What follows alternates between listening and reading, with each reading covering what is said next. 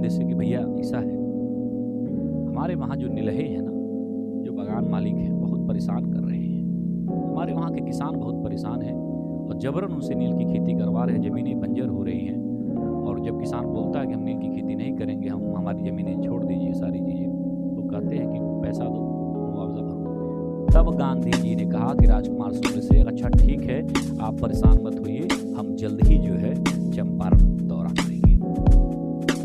तब गांधी जी 1917 में चंपारण जाते हैं और वहाँ पर ये जो 3/20 भाग पर खेती हो रही थी ना, इसी को तिनकठिया सिस्टम कहते हैं। क्या कहते हैं मुन्ना? तिनकठिया प्रथा कहते हैं, ठीक है। और यहाँ पर आप देखेंगे गांधी जी के प्रयास से इस समस्या का निदान कराया गया।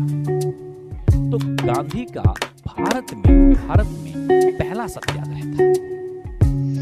भारत में, हालांकि गांधी का पहला सत्याग्रह अफ्रीका में, लेकिन भारत में पहला सत्याग्रह वो कहां पर हुआ? वो भारत में हुआ। हालांकि किसान सत्याग्रह नहीं था, ध्यान रखना, ये किसान सत्याग्रह नहीं है। यहाँ पर सिर्फ नील बागान मालिक और नील की खेती करने वाले जो लोग थे, उनके बीच की समस्या थी। इसको प्रथम किसान सत्याग्रह मत जानना।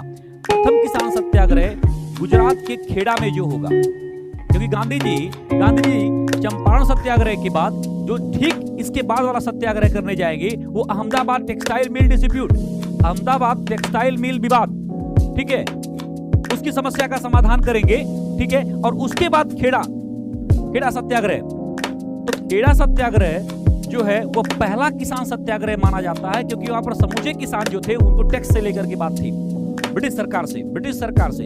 यहाँ तो निलहे बागान मालिक की बात थी। तो चंपारण सत्याग्रह पहला सत्याग्रह है, लेकिन पहला किसान सत्याग्रह नहीं है। पहला किसान सत्याग्रह गांधी का खेड़ा सत्याग्रह है। एक और बड़ी मजेदार बात है कि